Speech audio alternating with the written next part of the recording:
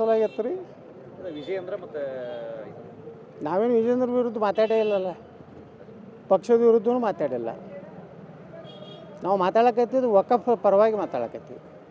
ಅಷ್ಟೇ ಗಾಬರಿ ಆಗ್ಯಾರ ಸದಾನಂದ ಗೌಡರು. ಅವರು ಭಾಳ ಮಾತಾಡ್ಯಾರ ನಾನು ಮುಂದೆ. ಅದನ್ನು ಬಿಚ್ಚಿಟ್ಟೆ ಅಂದ್ರೆ ಅವ್ರದ್ದೆಲ್ಲ ಬಣ್ಣ ಬಯಲಾಗ್ತದೆ. ಸುಮ್ಮನೆ ಬಾಯಿ ಮುಚ್ಕೊಂಡು ಕುಂಡ್ರದು ಒಳ್ಳೇದವ್ರು. ಸದಾನಂದ ಗೌಡರು ಯಡಿಯೂರಪ್ಪ ಅವ್ರ ಬಗ್ಗೆ, ವಿಜೇಂದ್ರ ಬಗ್ಗೆ, ಅವ್ರ ಭ್ರಷ್ಟಾಚಾರದ ಬಗ್ಗೆ ಇಟ್ಟು ಮಾತಾಡ್ಯಾರ. ಅದು ಮಾತಾಡಿಲ್ಲ ಅಂತ ಹೇಳಿ ಧರ್ಮಸ್ಥಳ ಮಂಜುನಾಥನ ಬಲ್ಲಿ ಬರ್ತಾರಂತ ಕೇಳ್ರಿ.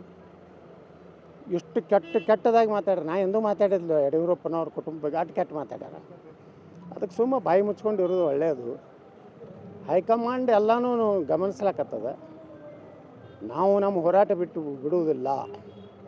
ನಾವು ರೈತರ ಸಲುವಾಗಿ, ಜನರ ಸಲುವಾಗಿ, ನಮ್ಮ ಮಠ ಮಂದಿರ ಸಲುವಾಗಿ ನಾವು ಹೋರಾಟ ಮಾಡಕತ್ತೀವಿ.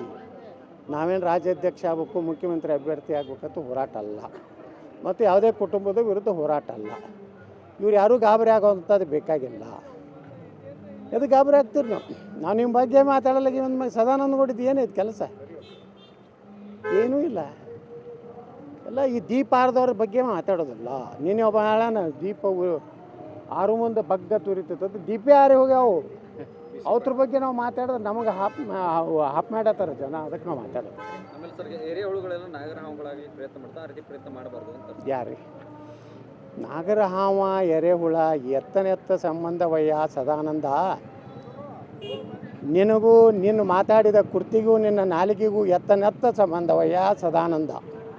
ಇದು ಹೊಸ ಕೂಡಲ ಸಂಗಮವರ ವಾಣಿ, ನಂದು ಬಸವ ವಾಣಿ ಸರ್. ಈಗ